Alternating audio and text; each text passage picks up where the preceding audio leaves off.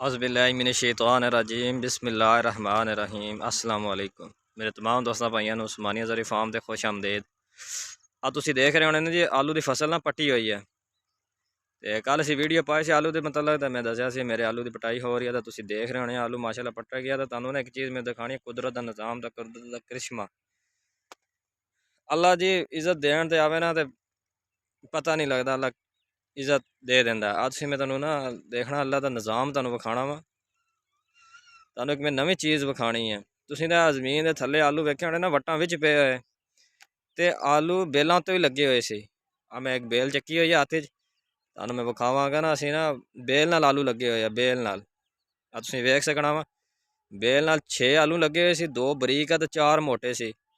ਉਹ ਮੈਂ ਤਾਂ ਧੋ ਕੇ ਚੈੱਕ ਕਰਾਉਣੇ ਸੀ ਮੈਂ ਕਹਿੰਦਾ ਸਹੀ ਤਰ੍ਹਾਂ ਧੋ ਕੇ ਲੋਕ ਇਹ ਨਾ ਆਖਣ ਮਿੱਟੀ ਲੱਗੀ ਹੋਈ ਹੈ ਨਾਲ ਤੇ ਮਿੱਟੀ ਨਾਲ ਚਮੋਟੇ ਹੋਏ ਆ ਤੇ ਮੈਂ ਚੈੱਕ ਕਰਾਉਣੇ ਸੀ। ਉਹ ਬੇਲ 2 ਨਾਲ ਟੁੱਟ ਗਏ ਆ 2 ਨਾਲ ਹਾਲੇ ਸਹੀ ਲੱਗੇ ਹੋਏ ਆ ਤੇ ਆ ਤੁਸੀਂ ਦੇਖ ਸਕਦੇ ਨੇ।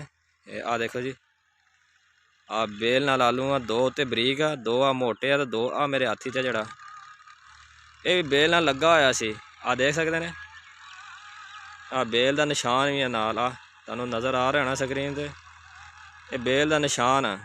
ਇਹ ਬੇਲ ਨਾਲ ਆਲੂ ਆ ਦੇਖ ਸਕਦੇ ਨੇ ਗੌਰ ਨਾਲ ਕੋਈ ਮਿੱਟੀ नहीं हैगी कोई कुछ नहीं हैगी बेल नाल आलू लगे हुए मेरे हाथ बेल में चक्की हुई है देख सकते हैं तुम।